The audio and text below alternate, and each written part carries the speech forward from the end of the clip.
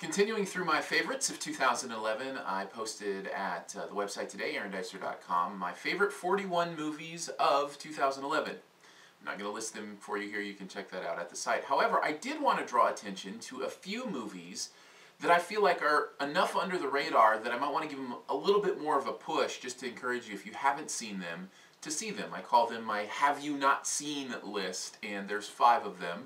That I want to encourage you, if you get some time, throw them on your queue or get a chance to see them in the future, that it might be worth your time. The first is a movie called The Company Men.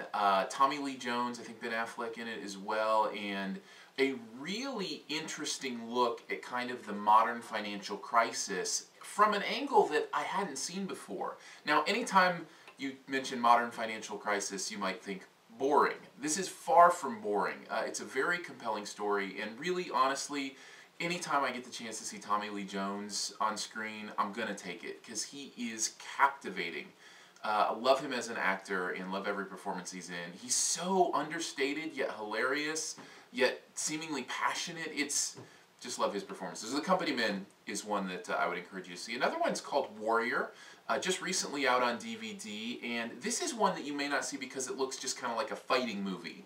It's based in the world of MMA, mixed martial arts, that's for sure, and there is a lot of fighting in it, but beyond that, there's this amazing underlying current of family relationships and of loss and fighting through life. It really uses the idea of mixed martial arts as a metaphor for how we fight through pain in life. And there are different fighting styles in MMA, just as we all kind of have to fight our way through life in our own way and in our own styles. It's really beautiful and a beautiful story underneath the tournament fighting action, which is kind of fun and engaging as well. So that's what I'd encourage you to see.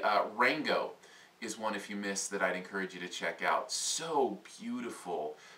Possibly the most beautiful animated film I saw all year. The character design in this movie is a whole nother level. And it was as if every new character you met, you were just excited to see how they were going to design them, what they would look like. And it's different than most animated movies you see. There's a real different feel to the design and the story structure that I just haven't seen with a lot of the new 3D animated movies that I was really impressed with Rango. And, you know, there's a lot of complaining about how there's never anything new. You know, it's all sequels and stuff adapted from other things. Well, here it is, a new creative story for you to check out, and one I think is worth seeing if you haven't. Then there's this one, Justin Bieber, Never Say Never. I know, right? But I went into this movie just expecting kind of a fluff piece on Justin Bieber and who he is, and I came out of it rooting for Justin Bieber like I never have before. Now notice I didn't say a fan of Justin Bieber. I mean, his music is really good. He's very talented. That was another thing I learned in the movie.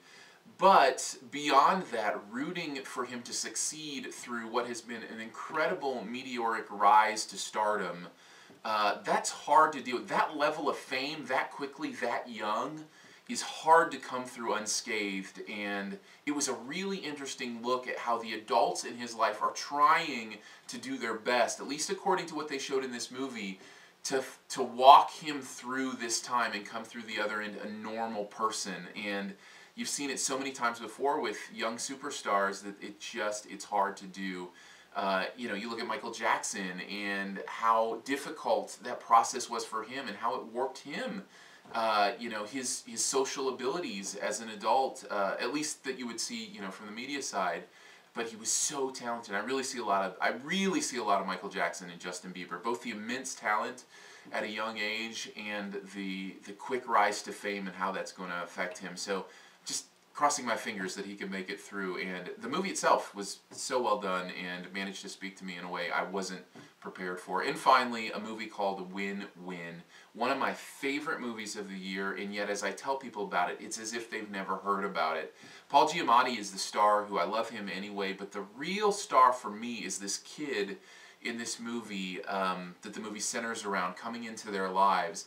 He's a wrestler, and he's a real-life high school champion wrestler, and I think they cast him for that reason. And what it adds to is one of the most authentic teenagers I've ever seen on screen. It just feels like he's a real growing into yourself, awkward type teenager, and I was really impressed with that performance. And the movie itself deals with real issues and reality. It just feels real, like a real story, and I love that when a movie can do that to me and transport me into that world. So Win Win is what it's called, and it's definitely one, if you haven't seen, that you're going to want to check out.